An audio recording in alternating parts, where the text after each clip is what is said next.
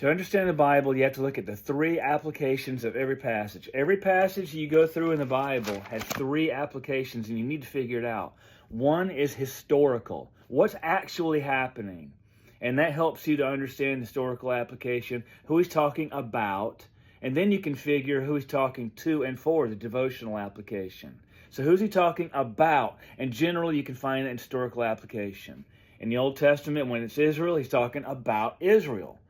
So don't take something that's about Israel and apply it to the church unless Paul gives you permission to do that in Romans through 2 Thessalonians in a spiritual way.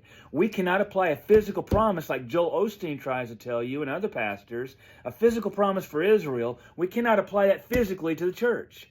We can apply a physical situation to Israel spiritually to the church if you can lock it into Romans through 2 Thessalonians, because that's the doctrine for the church. The mystery given to Paul, Romans through 2 Thessalonians. So you have historical, you have doctrinal, that's who it's written about. Make sure you don't take something written about somebody else and apply that physically to yourself. And then you have the doctrinal, historical, and inspirational, or some people call treasure. How do I take something that's not in the Pauline epistles, doctrine for the church, and apply it to me today when it's outside of those 13 books? You have to make sure that you take that physical situation that's being talked about somebody else, bring it over to Romans through 2 Thessalonians, and find the application spiritually. Like the wars that Israel fought. The Philistines fought hard against Israel in 1 Chronicles 10.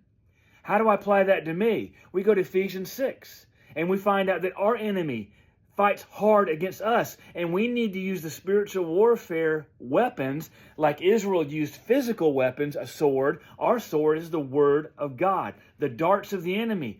Those are the darts of Lucifer, the temptations that he throws at you. So always lock in something outside of the Pauline epistles that happens physically.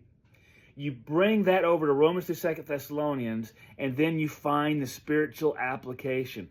That's all in part of the 15 Rules of Bible Study that I'm going to start soon. If you want to be in on that, make sure you follow me here and subscribe to me on YouTube, and you can find that on my page. So hope that helps. There's three applications, only three applications, and that helps you understand the Bible.